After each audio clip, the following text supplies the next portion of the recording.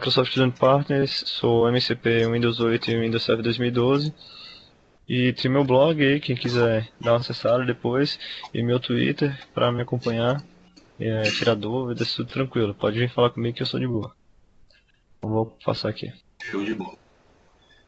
Então vamos para o primeiro slide, pessoal. Para quem não conhece, a gente vai falar um pouco a respeito do Hyper-V, tá? Aqui a gente tem um breve sumário a respeito dos assuntos que vão ser tratados hoje. E a gente tem aqui o que é Hyper-V, versões do Hyper-V, escalabilidade e funções do Hyper-V, instalação do Hyper-V no Windows 8, instalação do Hyper-V no Windows Server 2012 e uma live aí, uma demo sobre configurações do Hyper-V e sua primeira VM, ok? Então pode passar, Cisino. A gente tem esse primeiro slide aqui, pessoal. Como eu havia dito, sumariamente a gente vai tratar sobre o que é o Hyper-V, tá? Então, o que é o Hyper-V, pessoal? O Hyper-V é uma ferramenta que a Microsoft vem desenvolvendo desde o Windows Server 2008, tá? Para virtualização de sistemas operacionais. Nesse gráfico, a gente tem aqui a desenvoltura do Hyper-V por todos esses anos até o ano de 2013, onde nós conseguimos ultrapassar o nosso primeiro concorrente, aí, o nosso competidor, nessa linha de virtualização, ok? Então já é sabido que hoje nós somos predominantes nesse mercado de virtualização, ok? Pode passar, Cisino.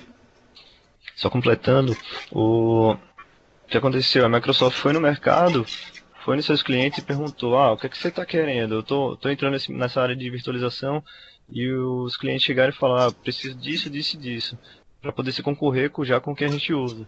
Aí a Microsoft entrou no mercado para brigar mesmo e agora vem cada vez mais crescendo com o seu produto. A gente vai mostrar aqui alguns números que você vê que cresce de uma versão para outra bastante. Tem dados que crescem 4 vezes mais do que a versão anterior. Deixa eu passar aqui. Exatamente. Pois bem. Cisino, se eu não me engano, tem uma marcação aí feita. Isso, obrigado. A gente tem aqui, pessoal, algumas versões do Hyper-V.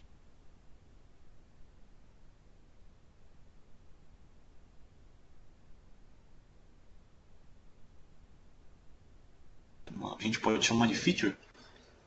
Para a instalação do Hyper-V, hoje é possível utilizar no Windows 8. Ou seja, se você tem um sistema operacional Windows 8 que seja 64 bits instalado no seu notebook ou no seu desktop aí, você pode estar instalando o Hyper-V e virtualizando quantas estações você quiser, de quantos sistemas operacionais você precisar utilizar. Lembrando que a virtualização é garantida por as chaves e licenças dos produtos são adquiridas à parte, tá? Nós temos aqui também o Windows Server 2012 em algumas versões. Ele dispõe de 4 versões hoje no mercado. De baixo para cima a gente vai estar falando a respeito da Foundation e da Essentials. Essas versões elas não dispõem do Hyper-V. A Standard ela dispõe de 2 instâncias de virtualização já ativadas com o serial. Se você dispor do serial, você tem essa disponibilidade de estar virtualizando 2 estações. E o Data Center você pode virtualizar quantas estações você quiser. Lembrando que na versão Data Center você também poderia estar virtualizando quantas estações você quisesse, desde que você tivesse uma chave adquirida. Ou seja, se você quiser virtualizar 10 estações, 5 Linux, por exemplo, e 5 Windows, você pode. Porém, a versão Standard garante a você apenas 2 versões com a chave serial para você estar utilizando. Já a Data Center você pode utilizar quantas você quiser, desde que seja o Windows Server 2012 também. Tá? E nós temos aqui também o Microsoft Hyper-V Server 2012. Para quem não conhece, não ouviu falar, é um sistema operacional, pessoal, baseado, praticamente a arquitetura é quase idêntica à do Windows Server 2012. A diferença é que o Microsoft Hyper-V Server 2012 é um sistema que foi desenvolvido única e exclusivamente para a virtualização. Tá? A gente trata dele, a gente trabalha com ele pelas linhas de comandos no Server Core e utiliza os sistemas nessa medida, né? A partir desse tipo de processo. Pode falar, Cisino. Então, voltando aí para o Windows 8, lembrar aqui no chat, eu ia até comentar, só tem o Hyper-V no Windows 8 na versão Pro e na versão Enterprise, ok? E como o Eduardo falou, para rodar o Hyper-V ele tem alguns pré-requisitos, tipo SLAT, C64 bits, o processador. Eu vou postar aqui no chat um link falando sobre algum pré-requisito de instalação do Hyper-V lá no TechNet, ok? Vocês dão uma olhada, quiser saber mais um pouco, o que é que precisa, o que é que não precisa, tem nesse link aí bacana, detalhando o que é que precisa para usar o Hyper-V. O André falou sobre o Windows Server 2012, né? O standard você tem direito a 2 licenças de VM, você tem um standard já tem licenciado 2 VMs, e o data center você vai ter licenciado quantas VMs a sua máquina suportar, né? Seu server, seu host. E o Microsoft Hyper-V Server 2012, ele é de graça, você não precisa pagar a licença dele. Ele é em linha de comando, você instala ele vai ser quase 100%, você que ainda tem os gráficos em alguns comandos, que é tudo em linha de comando. Mas é o seguinte, para você utilizar a virtualização, você precisa do serial do Windows Server para poder instalar, né? Você não vai instalar o piratão lá e vai deixar lá rodando na sua empresa, não. Para ter direito a VM, você tem que ter a licença pelo menos para rodar. Como é que geralmente o pessoal usa? Eu tenho a licença, tem um servidor que roda lá, o Windows Server 2012 Data Center, então Standard, só que eu preciso de mais outras máquinas no meu ambiente. Poxa, eu vou gastar um dinheiro só para colocar, só para instalar o Server 2012 na minha máquina lá, meus 2 hosts lá que eu tenho sobrando? Não. Você pode usar o Hyper-V Server e usar exemplo para usar réplica nele, para, sei lá, se fosse tiver um disaster cover lá, aí você precisa usar o disaster cover na réplica, ele vai cair, você vai fazer a réplica nessa Hyper-V Server e depois, quando melhorar seu host número 1, né, o primário, você volta novamente a VM para aquela máquina ser licenciada tranquilo. Ou então no próprio cluster você pode usar Hyper-V Server para rodar dentro do seu cluster, lá, vários nós com Hyper-V Server. Você vai ter a licença do Hyper-V rodando, desculpa, Hyper-V não, do Windows Server rodando quando dentro do cluster você não precisa ter todas as máquinas licenciadas, ou todos os hosts, né? Você tendo as licenças das VMs, você pode deixar suas máquinas do cluster rodando com Hyper-V Server. É de boa. Passar? Exatamente, pode passar. Nós temos aqui, pessoal, a escalabilidade do Hyper-V, tá? Onde nós temos aqui na primeira lacuna o sistema, hosts, as máquinas virtuais e quantias de cluster disponíveis, né? Os recursos, onde nós temos aqui processadores lógicos no hardware. O Windows Server 2008 R2 suportava até 64. Já no Windows Server 2012 a gente teve um pequeno avanço aí, né? Como vocês podem perceber. Hoje nós suportamos 320, ok? Memória física 1 TB no Windows Server 2008 R2. Windows Server 2012 4 TB. Número de processadores virtuais por host no Windows Server 2008 512. Já o Windows Server 2012 nós temos 2048. Máquinas virtuais, processadores virtuais por máquinas virtuais nós temos no 2008 4, no 2012 64. Memória por máquina virtual 64 GB no 2008, 2012 nós temos aí 1 TB. Máquinas virtuais ativas por servidor 384, Windows Server 2012 1024. E nós de cluster nós temos 2008 16, já no 2012 nós temos 64. Máquinas virtuais no 2008 R2 1000 máquinas, em 2012 a gente tem 8.000 máquinas disponíveis, ok? Pode passar, se... Agora a gente vai falar um pouquinho de escalabilidade e a respeito do NUMA, ok? O NUMA, pessoal, significa Non-Uniform Memory Access, ok? Nós temos inclusive aí uma aula super interessante no MVA, uma introdução a respeito de NUMA no MVA. Se eu não me engano, foi feita inclusive pelo Rafael Bernardes, é muito boa. Para quem deseja ter um conhecimento um pouco mais profundo a respeito de NUMA, pode estar checando o MVA, ok? Falar nisso, o Rafael tá aí também assistindo. Valeu aí a presença, Rafael. Boa noite, Rafael. Nós temos aqui então, pessoal, o resumo diz: o Numa já era suportado no Hyper-V desde o Windows Server 2008 R2. O Virtual Numa permite que o sistema operacional guest convidado e aplicações no guest possam tomar as melhores decisões. Alguns exemplos de aplicações que suportam o Numa é o SQL Server e o IS-8. São exemplos de aplicações que utilizam o Numa, seja em máquina física ou em máquina virtual. Lembrando, pessoal, que o Numa é uma tecnologia que dispõe a utilização do processador e da memória. Tá? É uma alocação para uma utilização melhor, otimizada, do conjunto da memória com os processadores físicos e virtuais. Ok? Pode passar.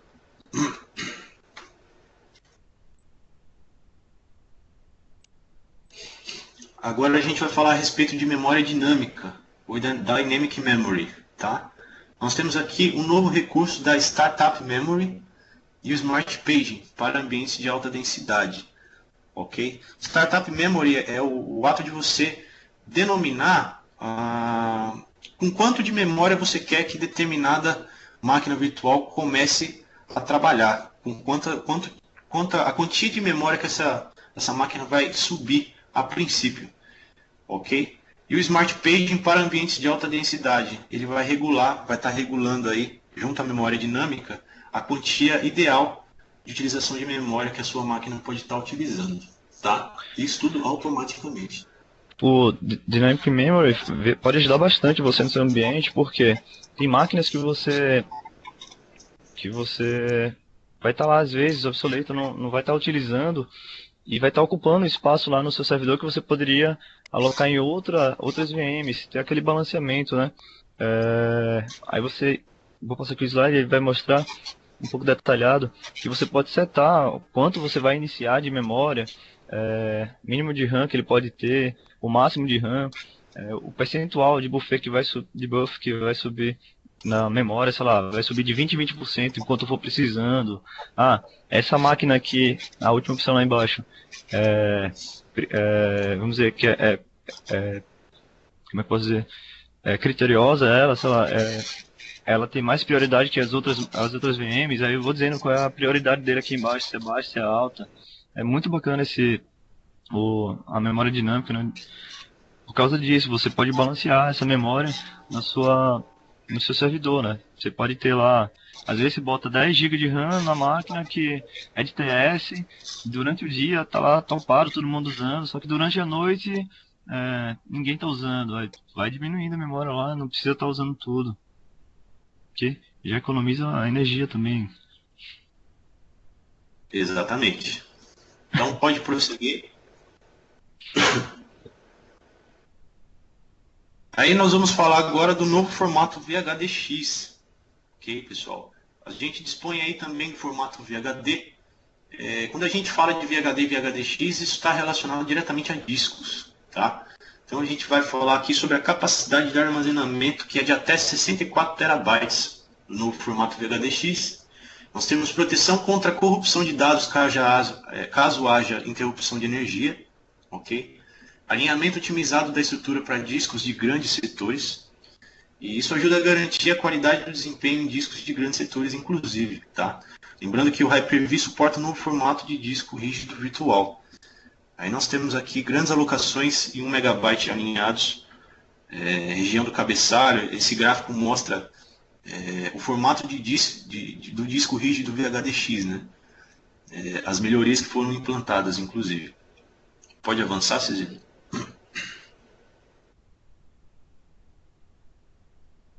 As diferenças entre um VHDX e um VHD é que um disco virtual é um tipo de arquivo especial que representa um disco tradicional. Tá?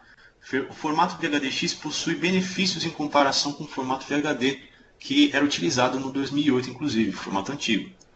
Os discos podem ser maiores do que 64 teras versus 2 terabytes. E somente é possível fazer a conversão de VHD para VHDX quando não houver nenhuma máquina virtual acessando o disco. Em outras palavras, a gente pode dizer que isso pode ser feito quando o disco está sem utilização. Né? Pode prosseguir. Então, pessoal, falando sobre diferença do 2008 já para 2012, olha a diferença aí. Que a gente usava o VHD somente lá no 2008. A partir do 2012 a gente já começa a usar o VHDX, tendo possibilidade de usar até 64 terabytes. Pô, quem, poucas empresas usam esse tamanho todo de HD, né? Tem empresas que usam. Mas você vê a diferença, a evolução que já foi, né? De passar de 2 teras de uma VM para 64 terabytes. Isso vai estar fazendo crescer cada vez mais o Hyper-V. Fala um pouco sobre switches virtuais que a gente pode usar. Exatamente. Aí nós temos 3 tipos de switch virtuais, pessoal. Nós temos a switch externa, interna e a privada. No caso da switch externa, como diz aqui, ela é usada para comunicação entre as VMs e a rede corporativa externa. Geralmente é uma conexão com a internet, né? A rede interna é usada para comunicação entre as VMs e o host. Ou seja, se você quer comunicar a sua rede com as VMs, você pode estar utilizando essa comunicação interna no switch virtual. E a privada é uma comunicação apenas entre as VMs no mesmo host. Ou seja, se você deseja virtualizar algumas máquinas virtuais e realizar fazer com que elas se comuniquem entre si apenas, você vai estar utilizando esse tipo de switch virtual. Ok? Pode passar, Cecília, por favor. Live Migration é uma função bastante interessante no Hyper-V. Os novos recursos e aprimorados de Live Migration permitem um processo mais fácil e rápido. As larguras de banda são mais altas, até 10 GB por segundo suportadas. A migração aprimorada nas máquinas virtuais é feita por intermédio do host de origem, mas os dados da configuração, armazenamento em rede e host de destino. Pode avançar, Cecília? Então, um outro avanço que foi do 2008 para o 2012 é que antes você não conseguia fazer Live Migration direto de um host para outro, né? Você tinha que ter o storage, pelo menos, para poder fazer a migração. Ele migrava não o VHD em si, migrava os dados de configuração. A partir do 2012, a gente já consegue fazer a migração da VM direto pela rede, completa, com os dados da configuração e o VHD. O problema é que demora mais um pouco, né? Porque, sei lá, você tem umas VMs lá de teras, né? Tamanho de VHD. Para passar essa VM pela rede vai demorar um pouquinho, fazer um live migration. Tem um exemplo aqui do live migration, que é o seguinte: você tem 2 hosts ligados somente pela rede, que você tem, sei lá, uma VM do Ubuntu e uma VM do Windows Server 2012, lá no host 01. Só que acontece, você vai precisar, se está com um problema, já está alertando lá que esse servidor vai parar, você tem que trocar uma peça urgente. Todo mundo já passou por isso, né, quem trabalha com infraestrutura. Mas aí, o que eu vou fazer? Com Live Migration você vai fazer o seguinte, você aponta para o host 02 e diz, eu quero migrar essa VM com todos os dados dela, a configuração e o VHD também, para lá, para o host 02. Ele vai, sei lá, deixei ali só rodando 2 VMs lá como se tivesse ligado, mas só para demonstrar. O cara já alertou, vou desligar hoje, hein? Aí você vai fazer só o seguinte, mandou migrar, ele vai pela rede, ó lá, rodando sem nenhum problema, o serviço tudo lá, nenhum serviço vai parar. Vai subir no host 02, bonitinho lá, aí depois o cara vai lá e desliga o outro host, você vê que ele ficou escurinho, faz a manutenção dele, depois é só voltar o host, né, que ele usava. Pronto, aí sem parar serviço nem nada. Isso é importante, o serviço nunca parar. E você poder fazer a manutenção dos seus servidores. Outra função do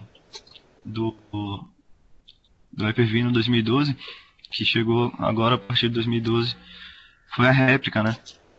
A réplica é o seguinte, você tem 2 servidores, desculpa, tô meio gripado aqui que a gente foi no CZ esse fim de semana e tá muito frio lá.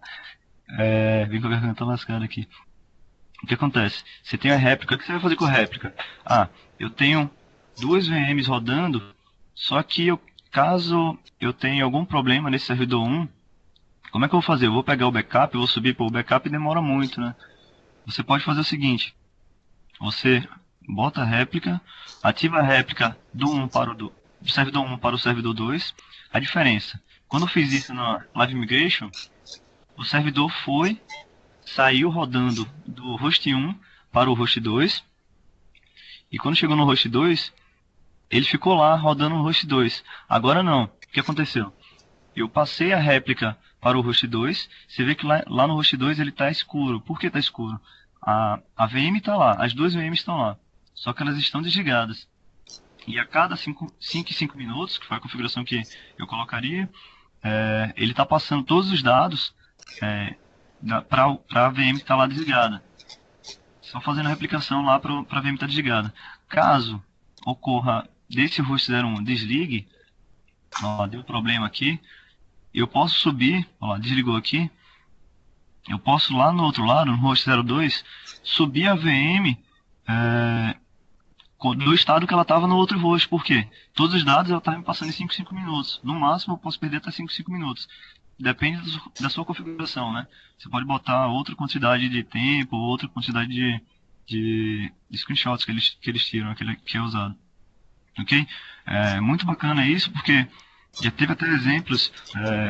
O Jordano foi pro TechEdge lá nos Estados Unidos. No andar que ele estava, parou tudo lá. Só que eles tinham tudo em réplica em um servidor em outro andar. Aí o que eles fizeram? Correram, ativaram tudo na réplica lá no outro andar e voltou com todas as demos que estavam acontecendo na hora lá do evento. Imagine isso no seu trabalho, né? Já aconteceu também no cliente meu lá, deu um problema no servidor já. Me ligou, já conectei, ativei a réplica e voltou a funcionar lá o servidor dele. Ele voltou a vender os produtos dele tranquilo. No final do dia a gente foi lá, olhou, voltou para o host primário, deixou tudo tranquilo lá. É bem mais rápido do que você ter o backup e depois ter que voltar um backup, vamos dizer, um banco de dados, um SQL Server. Muito, muito bacana isso. Só fazer uma demo agora, a gente vai partir para a parte da prática, né? A gente pegou os pontos mais positivos do Hyper-V para falar um pouco para vocês. Agora a gente vai fazer um pouco a prática com vocês, né? É mais o overview mesmo. Assuma aí, André. Exatamente. Aqui é a instalação do Hyper-V no Windows 8.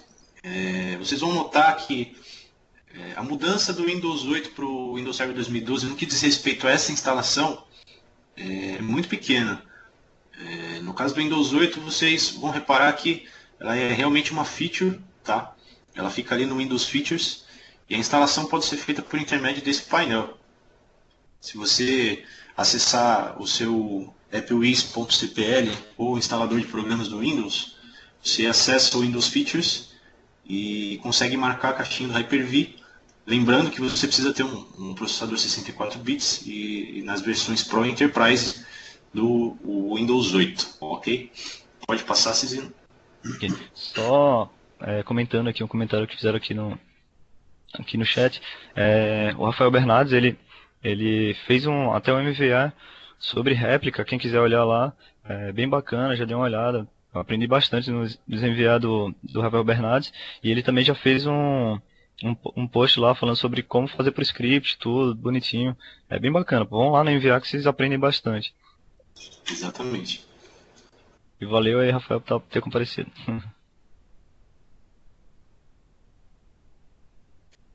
Após a instalação, o painel que vai ficar disponível para vocês é um painel idêntico a esse, tá? Eu tenho ali, inclusive, o gerenciador do Hyper-V, ele vai mostrar o nome da máquina para vocês, as máquinas virtuais que estão instaladas no momento. Neste caso, neste painel, eu tenho um DC instalado, o estado dele está desligado e o painel do lado direito ali com as ações que você pode estar executando, ok? Pode passar, Cizinho. Aqui eu tenho um exemplo, pessoal, de snapshots, tá?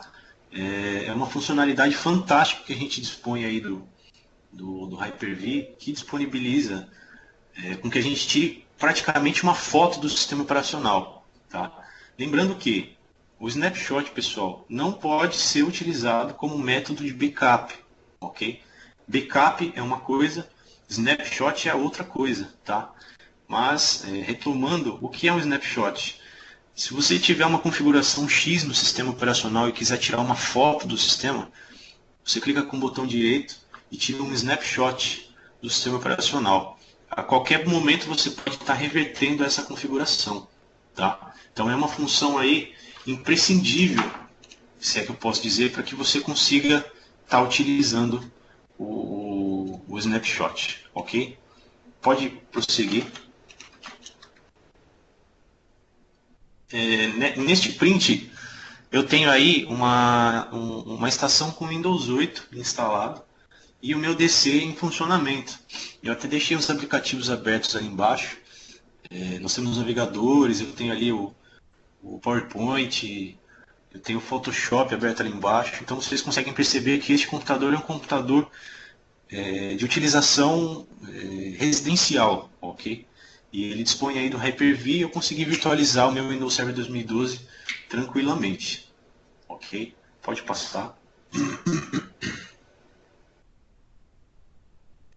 Agora a gente tem aqui a instalação do Hyper-V no Windows Server 2012. Pode prosseguir. Para estar realizando essa instalação, a gente pode abrir o gerenciador de servidor, Server Manager. Clicamos em adicionar funções e recursos. O painel de assistente vai abrir. A gente pode prosseguir. Aí você vai selecionar entre uma instalação baseada em função recurso ou instalação de serviço de área de trabalho remota. Obviamente, instalação baseada em função recurso. Pode prosseguir.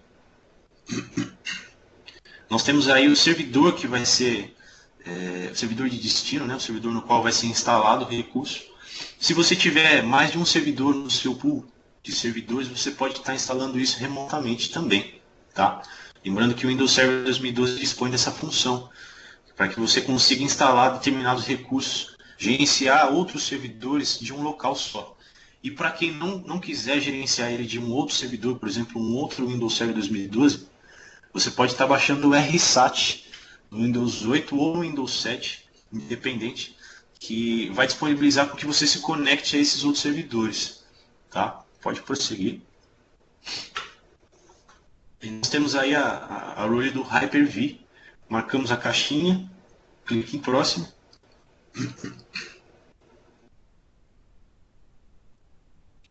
Nós adicionamos todos os recursos necessários para a utilização do Hyper-V. Assim que marcado, a gente pode prosseguir. Prossegue novamente. Pode prosseguir. Neste caso, nos computadores virtuais, você vai estar selecionando os computadores que utilizarão a role do Hyper-V em específico. Mas você também pode estar alterando isso posteriormente. Ok?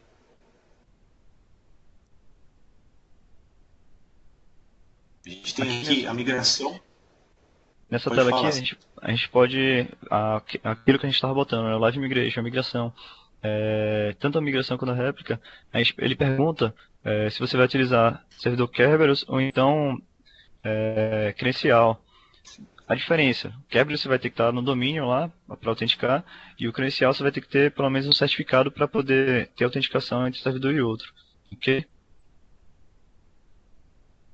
Olha lá, marcando um ou outro. Aqui o local onde você vai armazenar as VMs e as configurações, o disco, né, o VHD em si e a configuração do disco. Então bota aí no repositório padrão, você pode alterar aqui mesmo, depois não ter que alterar lá no IPv. Geralmente, sei lá, eu crio uma pasta extra, sei lá, no unidade D, VMs e deixo tudo configurado bonitinho lá na unidade D para misturar com a unidade do sistema operacional. Após isso, é altamente indicado você sempre está, imagina, você sempre está salvando esse tipo de configuração em outro disco, né? Porque se o disco do sistema operacional der pane, você consegue ter outro disco aí dentro da mesma CPU e até mesmo por conta de propagação de malware, né? Geralmente eles infectam primeiramente o disco C, então se você tiver em outro disco essas funções instaladas, você tem um pouco a mais de segurança, né? Ok. Depois que você escolher lá, configurar tudo, ele já vai começar a instalar a partir dessa etapa aqui. Se você marca a opção de reiniciar, para ele reiniciar automaticamente, se quiser. Vai começar a instalação. Após a instalação, ele tira o computador, volta para essa tela. para essa tela aqui, informando que já foi tudo instalado e beleza. Após instalar, se você for lá em iniciar na Windows Server 2012, toda a instalação que você faz vai aparecendo aqui as opções no canto direito, no final da página. Tem o gerenciador do Hyper-V, para quem não conhece, e essa aqui é a tela gerenciador do Hyper-V. Super parecida com a do Windows 8, se não for igual. Não sei lhe dizer. E pronto, você já tem... É idêntica, né? Agora você já tem o Hyper-V instalado. Agora, beleza, vamos configurar o Hyper-V pela primeira vez e instalar uma primeira VM. Tá. O que é que a gente tem aqui na parte de configuração do Hyper-V? Tá, a tela de gerenciador. Tem a opção de importar máquina virtual. Você pode importar, você já tem o Hyper-V no 2008 rodando. Você exportou, e agora você pode importar dentro do Hyper-V 2012, importar a máquina virtual. Tem a parte de configurações do Hyper-V aqui no canto superior direito, que lá, né, a gente vai ter aqueles repositórios também onde estava na instalação. Eu instalei, meu VHD vai ficar onde? Eu vou botar aqui nessa parte de discos rígidos virtuais. Todos os meus VHDs vão ser alocados nessa pasta aqui. Eu posso chegar aqui e alterar o local onde vai ser armazenado. Máquinas virtuais. Aí é onde ficam as configurações da máquina virtual, que tem o que você faz, ele guarda numa pasta lá da máquina e deixa bonitinho lá. Se você quiser depois puxar a configuração, importar, exportar, tá nessa pasta aí. Eu posso alterar também. Entre outras configurações, GPU, o NUMA que o André falou anteriormente, a migração ao vivo, aqui onde você vai, o NUMA você vai habilitar aqui, se vai utilizar ou não. Migração ao vivo, aqui que você vai habilitar, se vai ter habilitado ou não nesse servidor, migração ao vivo, como ela vai ser usada, sem quebra, se vai usar um certificado, a quantidade de migrações simultâneas que você vai utilizar, vai ser para qualquer rede, ou então você só quer migrar para aquele IP, só para aquele destinatário. Aqui você faz toda a configuração do Hyper-V. Migração de armazenamento simultâneos, que ele se configura aqui. Configuração de réplica, se o servidor vai ser servidor de réplica ou não. Aqui onde você vai dizer, você vai habilitar, se você quiser, se você precisar, né, usar quebras, HTTP, utilização de certificado, HTTPS, aí tem aqui a porta, você pode alterar a porta também depois, utilizar a réplica, e é utilizar aquele mesmo modo que eu expliquei para vocês, só a prática que vai mudando, né. Depois eu posso postar, eu tenho um tutorial sobre configurando a réplica e utilizando a réplica para vocês no meu blog. Aqui, já saindo daquela tela, no canto direito, a gente tem a configuração de gerenciador de comutador. Vai criar as placas de redes virtuais. Abrindo lá vai aparecer essa tela aqui. No meu servidor, que eu testei isso, ele tem duas placas de redes. Aparecem essas duas placas de redes porque na instalação do Hyper-V ele perguntou quais são as duas placas. Você tem essas duas placas de rede, você quer usar? Eu marquei as duas. Ele automaticamente já criou as minhas placas de rede na configuração padrão dele. Mas eu poderia não ter clicado em nenhuma e ter instalado agora. Eu escolheria o que? Se vai ser externo, interno, particular. Coloquei. Tem falando um pouco sobre cada um aqui. Criar computador virtual que se associa ao adaptador, Booleano, entre outras coisas aqui. Interno, externo, particular. Depois de criado, você pode trocar o nome da placa de rede virtual. Você pode trocar qual é a placa de rede que ele utiliza, a física que ele utiliza. Você pode dizer se ele participa de uma VLAN, se não participa. Você pode depois trocar se ela vai ser interna ou privada. Pode fazer essa troca tranquilo. Nas duas placas. Você pode aumentar aqui, clicando no maisinho dela. Aí tem lá, capturar o QoS. Você pode fazer o que? O mirror dele aqui. Deixa eu aumentar aqui o tipo. Monitoramento para receber o que está passando por essa placa. Você pode utilizar por aqui pelo monitoramento, captura NDs. É até questão de prova da 410. Caiu uma questão sobre isso na parte de Hyper-V.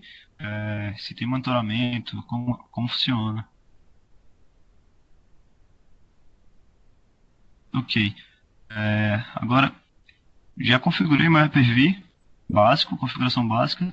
E agora, o que eu vou fazer? Vou criar minha primeira máquina virtual. Clique lá na direita, uma nova máquina virtual.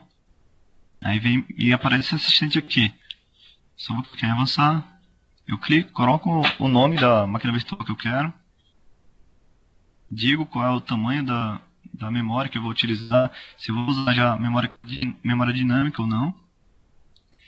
Eu tenho duas placas de rede. Vou usar alguma placa de rede agora ou não? Agora eu digo o nome do VHDX, né, que eu estou usando. Ou então posso dizer que quero colocar um disco virtual existente, uma máquina que eu quero utilizar já é um VHD que estava instalado. Ou então posso anexar um disco depois, mais tarde. Aqui nas opções de instalação eu posso instalar mais tarde a VM, ou então posso botar um DVD, um CD, eu posso utilizar uma ISO, posso instalar um disquete de inicialização. Deixa eu passar aqui. Pronto. Depois toda a configuração é só concluir. Ele vai criar o disco. Olha lá, apareceu lá a nova VM e eu já estaria instalando. Era só apertar iniciar, conectar, que veio aparecer a tela da VM, iniciar e a gente aí iria dar o boot para instalar a VM, o sistema operacional na VM, ok? Mas aí eu tenho outras opções da VM. O que é que eu posso fazer com a VM? Ó, tem um menu aqui, quando eu clico no botão direito em cima dela, conectar, configurações, iniciar, o instantâneo que é o snapshot, mover, que é fazer a migração dela, exportar a máquina virtual para jogar em outro host, renomear a máquina, excluir, habilitar a replicação, que é o réplica que a gente fez o exemplo mais cedo. Agora só que eu quero ir em configurações. O que é que eu tenho em configurações? Se eu clicar aqui em configurações, eu tenho as seguintes opções. Eu posso adicionar um hardware que tenho aqui na lista, um controlador SCSI, adaptador de rede herdado. A diferença, adaptador de rede e adaptador de rede herdado. Tem o exemplo do Endia. Quem já usou Endia, eu não consegui utilizar o Endia para trafegar na rede com o adaptador de rede. Mas o rede herdado ele funcionou tranquilo. Por quê? Não é um sistema homologado pela Microsoft para Hyper-V. Quando você tem alguns sistemas não homologados, você precisa utilizar o rede herdado, né? Deixa só eu complementar aqui com o Cisino. A gente estava falando, inclusive, a respeito do Endia até um tempo atrás. Eu vou complementar a respeito. Eu tenho um vídeo aqui no meu canal que fala justamente a respeito disso, dos adaptadores de rede e outros sistemas operacionais que não estão homologados pela Microsoft. O Endian, pessoal, ele está sendo bastante indicado para soluções de proxy em pequenas e médias empresas. Se você não usa uma appliance, que é uma aplicação como SonicWall ou FortiGate, por exemplo, na sua rede, ou dispõe de um baixo orçamento, é uma solução muito boa, já que a gente dispõe, inclusive, hoje com a Microsoft, a interoperabilidade de estar utilizando outros sistemas, né? Inclusive, tem uma coisa que muita gente não sabe.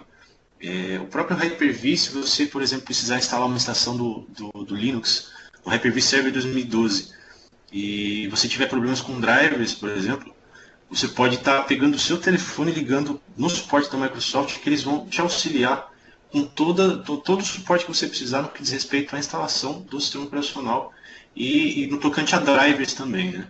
Eu estava assistindo o webcast, não me recordo de quem, e eu também não sabia a respeito disso. Eu descobri exatamente nesse webcast. Vou ver se eu consigo localizar esse link para estar mostrando para vocês. E eu vou disponibilizar aqui para vocês também depois um link com a instalação passo a passo do Endia no Hyper-V. Eu só vou achar aqui, o Cisino pode prosseguir, eu já vou jogar aí no chat para vocês. Então, continuando. Aí isso usa a rede herdada. Deixa eu passar aqui. Eu descobri até quando fui utilizar o Endia que eu nunca tinha utilizado essa rede herdada. o tipo de inicialização a CD, IDE, adaptador de rede, disquete. Aqui é onde você vai dizer a configuração da BIOS mesmo. Memória, aqui onde você vai dizer aquela imagem que eu mostrei para vocês antes sobre memória dinâmica. Quanto é que eu quero que inicie a VM mesmo de memória? 512, bota aí 512. Qual vai ser o mínimo que ele vai ser utilizado e o máximo? Eu tenho memória para utilizar isso tudo? Tenho. Então, manda bala aí. O buff que vai ser utilizado memória, o que é isso? Esse computador é crítico, eu preciso que aumente muita memória quando for necessário? Não, deixa 20%. Cada vez que for necessário, vai aumentar de 20% em 20% a memória da minha VM até chegar ao topo. Então, beleza. Essa memória, essa máquina aqui, essa VM é crítica, posso deixar baixa ou posso deixar alta? Aí você decide, depende do que você está rodando naquela VM, né? Processador. Qual a quantidade de processador você tem no host? Você tem 16 núcleos, 32 núcleos. Você precisa disso tudo na sua VM? Não, precisa de 8. Você bota 8 núcleos aqui. Tem outras compatibilidades. A gente usa isso principalmente na réplica e no cluster. Na réplica nem tanto, porque você faz uma configuração lá na outra ponta também. Mas no cluster, você faz uma migração que a VM que está rodando de um lado para de rodar lá e vai para o outro. A Live Migration também. E para funcionar isso, você tem que ativar essa opção de migrar para um computador físico com conversão de diferentes processadores. Porque um computador pode ter um Pentium lá, um Xeon, sei lá, outro. E no outro computador pode ser um AMD da vida. Aí são processadores diferentes, ele precisa ter isso para poder reconhecer lá e migrar tudo bonitinho. Numa que o André falou mais cedo. A configuração dele aqui, você pode fazer ela toda aqui. Desculpa, estou na gripe aqui. O controlador IDE, você pode botar aqui quantos controladores IDE você precisar, vários VHDs. Você pode encher aí de VHD enquanto você tiver espaço no seu storage ou então no disco do host. Você pode adicionar VHD, caso seja necessário. Você pode adicionar disco rígido, DVD, ISO lá.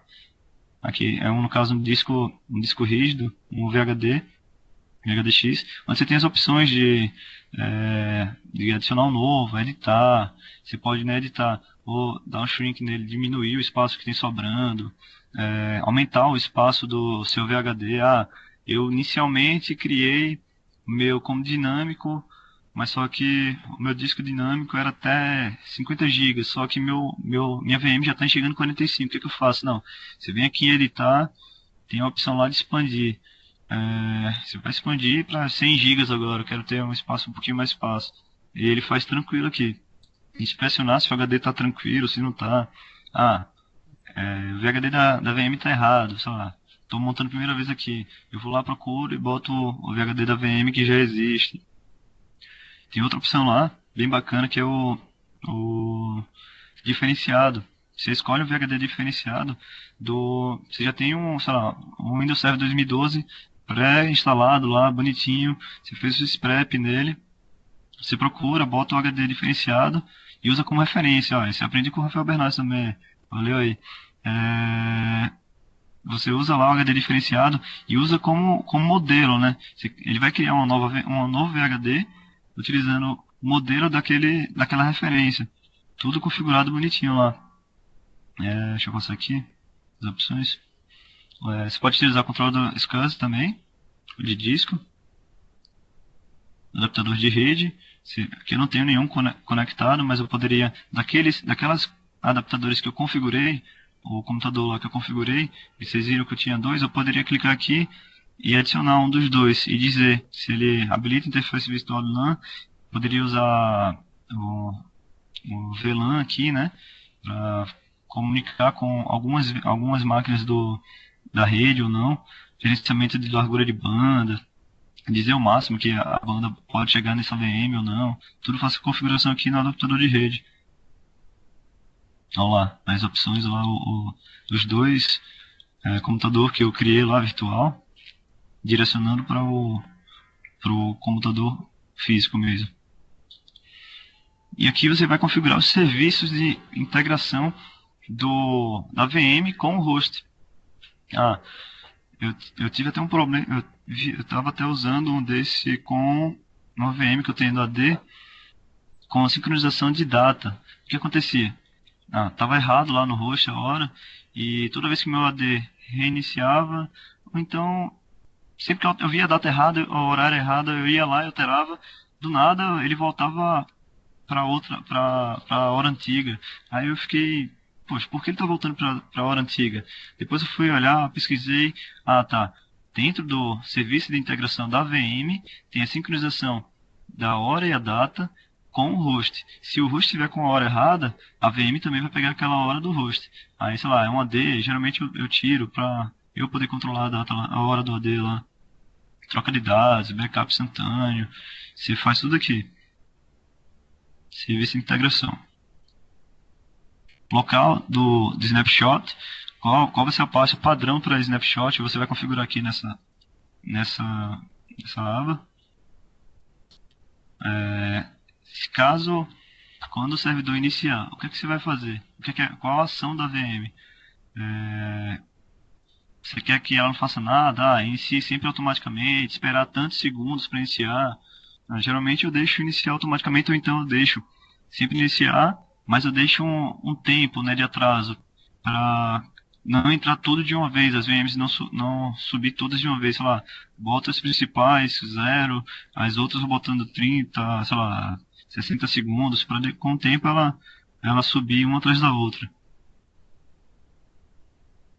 E caso o servidor tenha, sei lá, você não tem no break, duvido que o pessoal na infraestrutura não tenha no break, mas deu pau no break tá viciado lá, faltou energia e desligou tudo. E aí, o que você quer que faça com as VMs?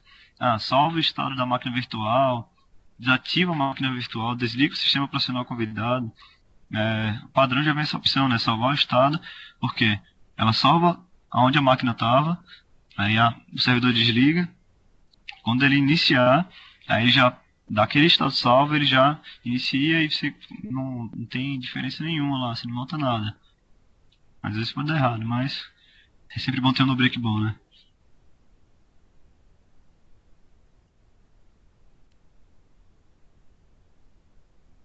Deixa eu passar aqui. Então, temos a outra opção aqui embaixo. Tem a área de instantâneos, né? Que você pode tirar o snapshot, fica aqui, que nem o André comentou.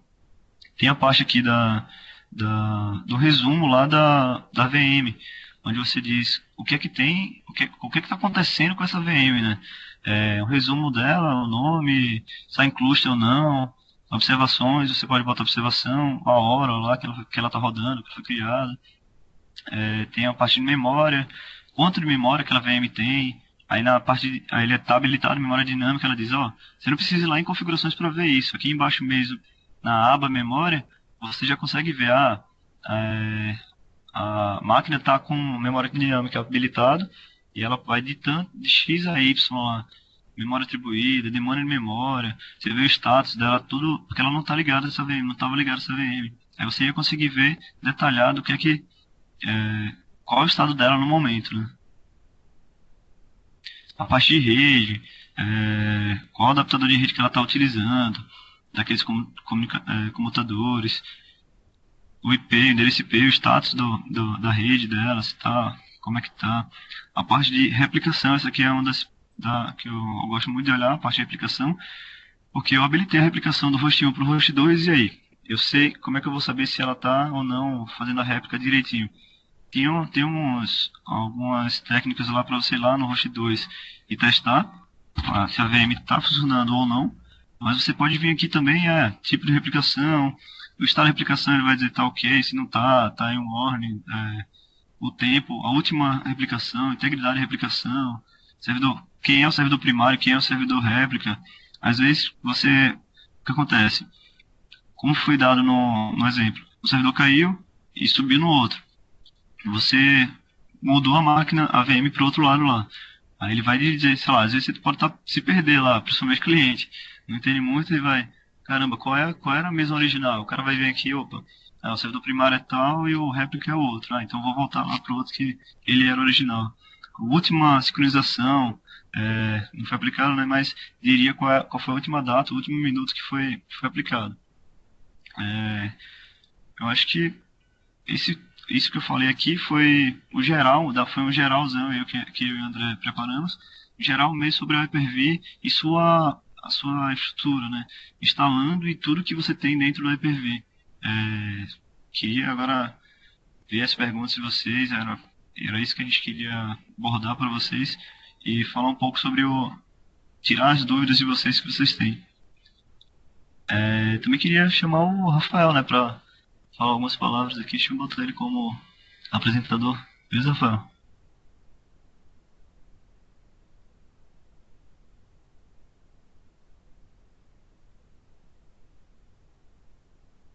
Ele já está como administrador.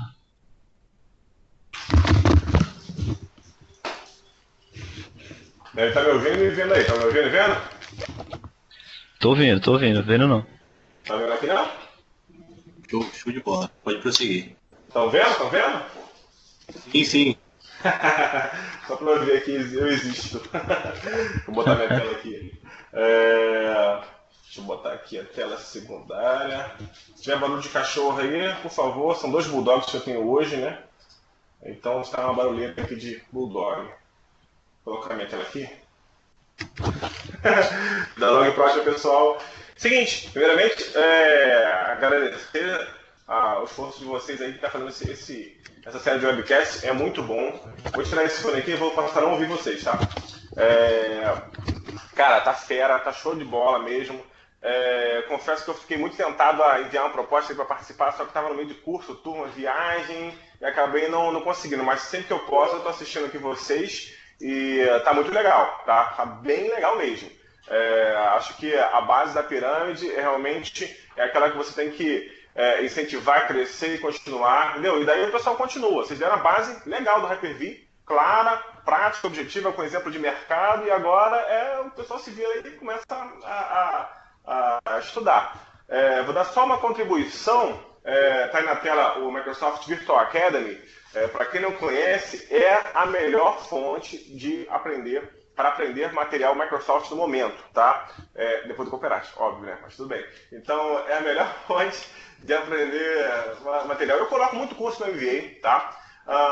E assim, é um local onde você vai aprender, você tem as provinhas, você tem onde discutir com o pessoal, porque você vê o nome do autor, vai no Facebook, adiciona ele, geralmente o autor é gente boa, fala. Então, vale a pena, tá?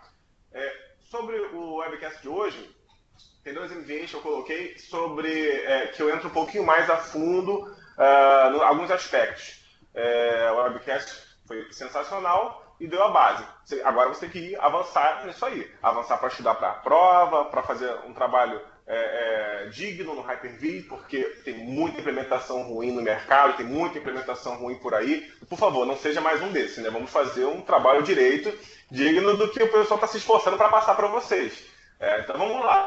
Aqui no Microsoft Virtual Academy, tá? Entra na página inicial, vamos em cursos, vou colocar o Windows Server, que é o nosso foco, correto?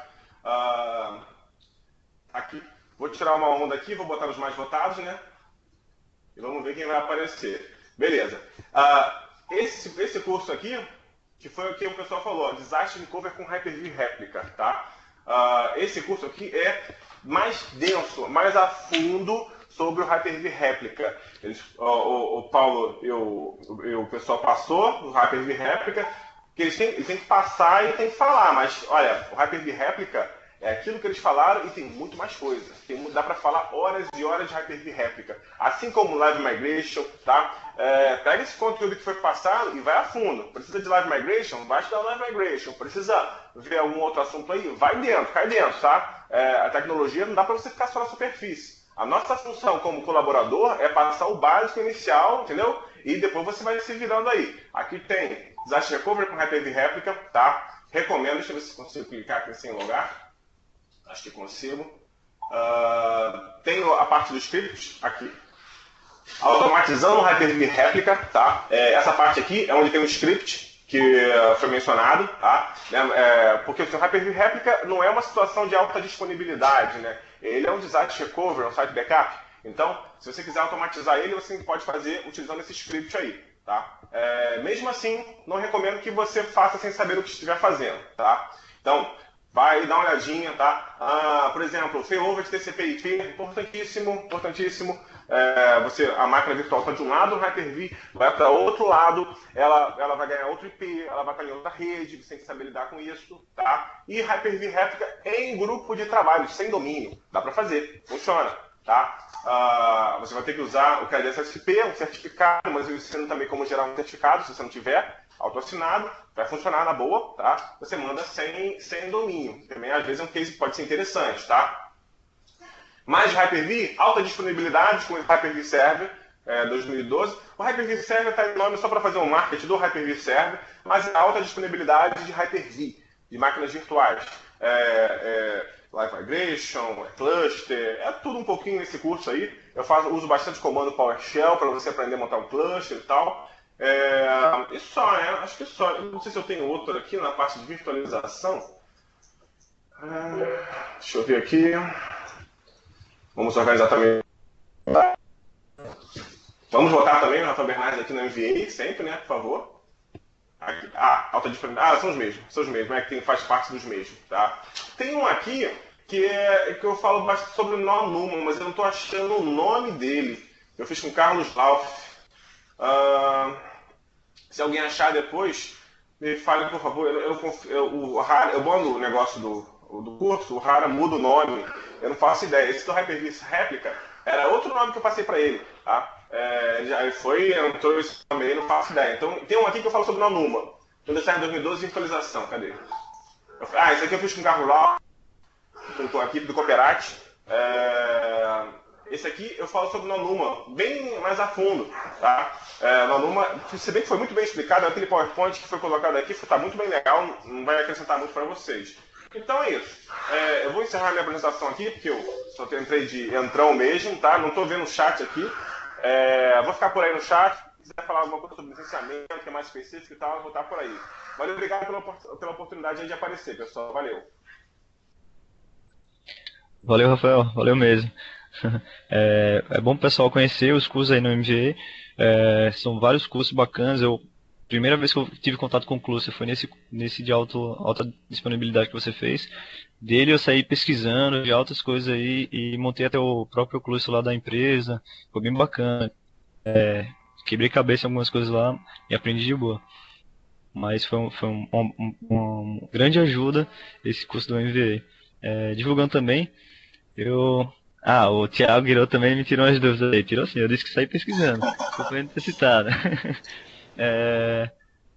Também eu fiz um vídeo lá sobre o Resat. O Resat é uma ferramenta, eu botei agora no chat, ferramenta que você pode, do Windows 8, gerenciar algumas funções do Windows Server, várias funções do Server 2012 até, se tiver plugin no Server 2008. Quem quiser dar uma olhada também, né, puxando a sardinha pro meu lado.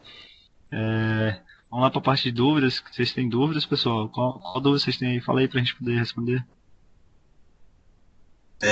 Só aproveitando a deixa, eu queria complementar aqui, mais uma vez agradeço aí o Rafael Bernardes pela presença.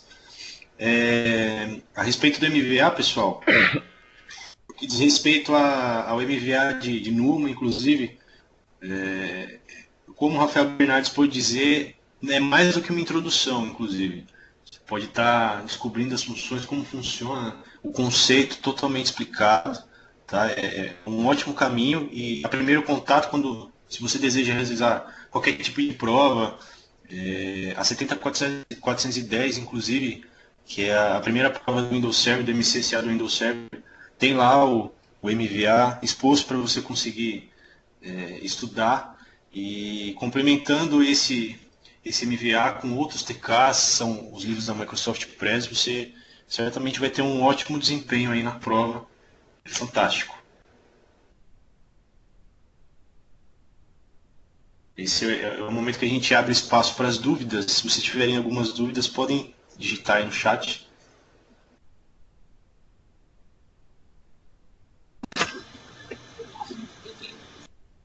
Diferença entre externa, interna e privada.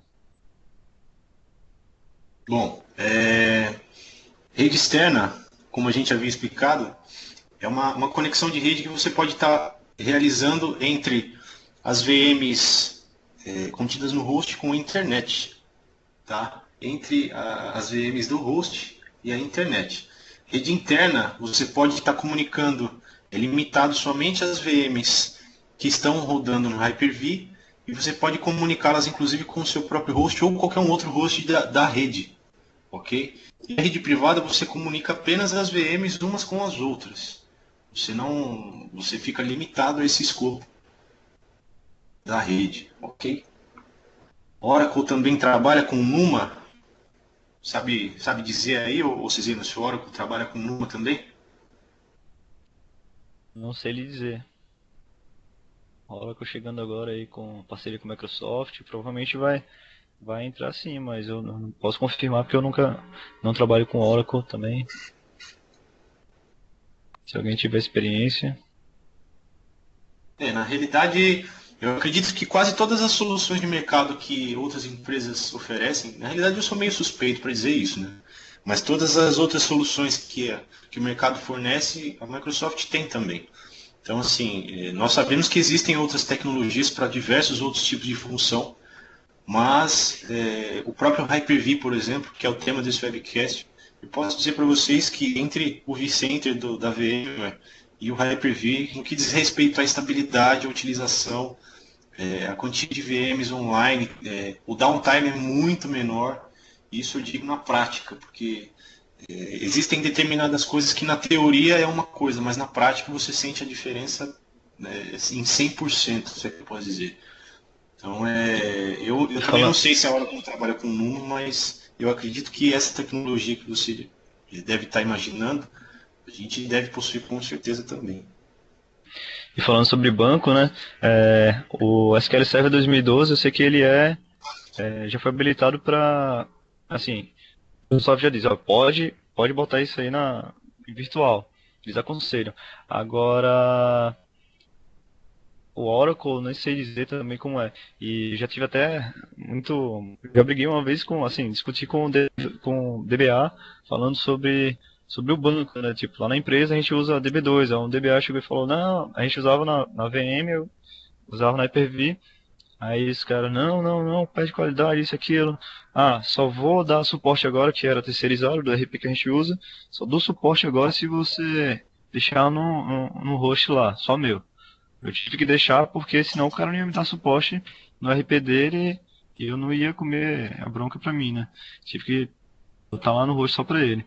Agora no dia que sair, DB2, no site DB2 roda na Hyper-V sem problemas nenhum, ele se tiver tudo a 100%, eu vou dizer, me dá meu rosto e volta aí. Agora pra entrar nessa briga com o DBA é muito chato.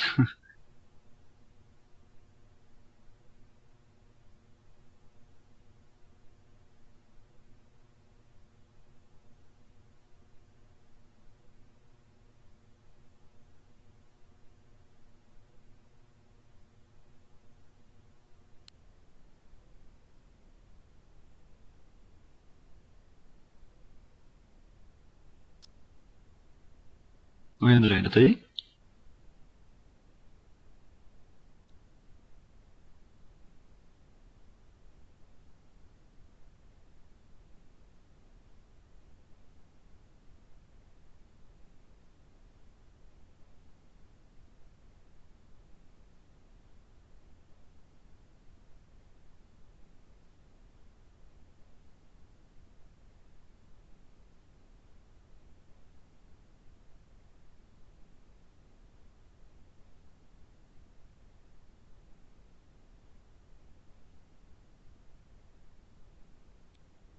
A dúvida a respeito de portas USB aí do João, se eu não me engano, ele dispõe do Integration Services, né, o Cisino, no que diz respeito ao No, USB. a, pa- a partir olha lá a polêmica aí, Rafa falando. A partir a gente viu a notícia esses dias que a partir do Hyper-V no 2012 R2 vai ter suporte a USB. Até então não existia suporte a USB. Se não existia era muito complicado. Mas agora a partir do R2 já vai ter suporte a USB. Até um dia eu botei lá no Facebook dizendo, graças a Deus. Brincando.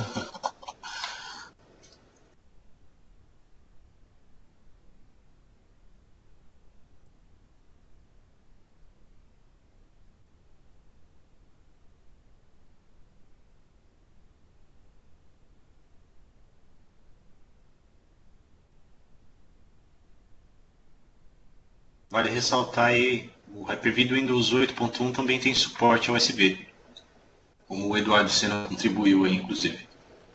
O Marcos Paulo, sobre o Windows Server Data Center, se dá direito a DHCP, DNS, RDS, são funções do Windows Server.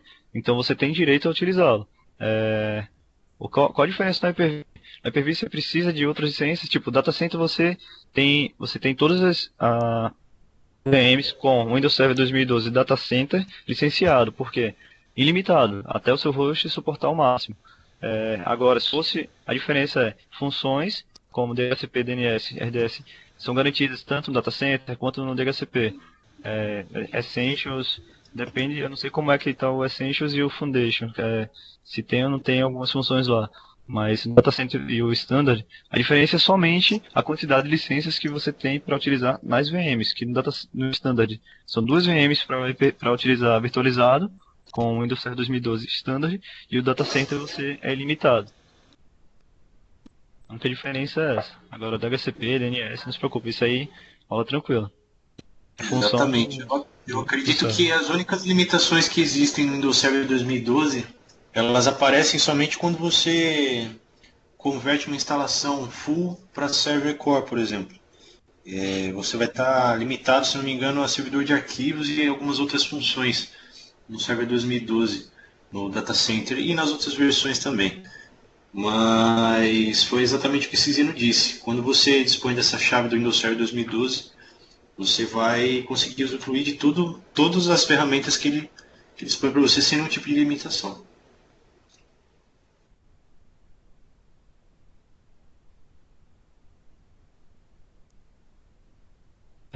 Mais alguma dúvida? Meia-noite 10, todo mundo cansado, vou trabalhar amanhã. Link do meu blog. Vou botar aqui no chat o link do meu blog.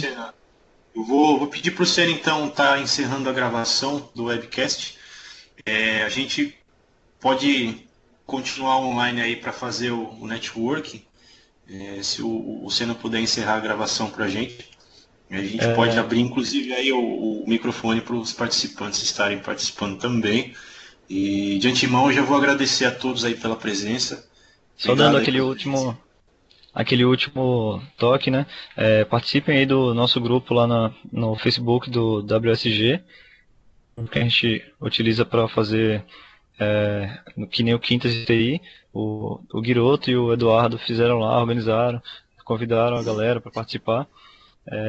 Eu agradecer também ao Rafael Bernardes, né, que é MVP, participando aí com a gente. Apareceu aí, a gente aproveitou já. MVP não aparece toda hora, vamos fazer uma participação aqui com ele. MSP, o grupo que eu e o Senna a gente participa. Alguns MTACs também, né? Alguns MTACs que ajudam também, participam também junto com a gente, o Guido é MTAC. Obrigado a todos vocês que apareceram, né? Exatamente. Mais uma vez aí a gente agradece a presença do Rafael Bernardes e todos os outros convidados também que realizaram as inscrições. E na próxima quinta-feira a gente vai falar a respeito de... qual é o tema mesmo, Cisino? Cluster, né? Na semana que vem a gente vai ter um outro webcast a respeito de Failover Cluster. E vão entrar muitas outras dúvidas do pessoal aí no que diz respeito a Fiber Channel. Essas funções... Hoje, na realidade, a gente fez essa apresentação inicial do Hyper-V mais para o pessoal ter essa abrangência no que diz respeito à ferramenta, como funciona de fato, que a gente consiga no próximo webcast estar dando continuidade à utilização do Failover Cluster e outras funções. O Rafael é MVP em Cluster. Vai estar semana que vem aqui puxando nossa orelha. Assim. Bom, então, mais uma vez a gente agradece aí a presença de todos e, se por gentileza o Eduardo puder encerrar a gravação para a gente trocar o networking, mais uma vez a gente agradece. Obrigado. Né? É isso aí, pessoal. O Thiago Guiroto falando com vocês agora. E eu queria agradecer a todos que estiveram aqui hoje. Hoje foi uma realização do Quintas da TI, Windows Study Group, os MTACs, MVPs, MCTs e Microsoft Student Partners. Valeu, galera, por estar presente com a gente aí até esse horário. E aí, marquem na agenda de vocês, próximo webcast na quinta-feira que vem, dia 17/10, com o Paulo e o André, conhecendo e configurando o cluster. E aí, no dia 24/10, temos o tema ITIL, com o palestrante Vinícius Raimundo. E no dia 31/10, finalizando o mês de outubro, nós temos o webcast de IPAM, o Windows Server 2012, comigo, Thiago Guiroto, e com o MCT, MTAC, Rogério Molina. Valeu, galera. Obrigado pela noite de hoje aí. Um abraço a todos.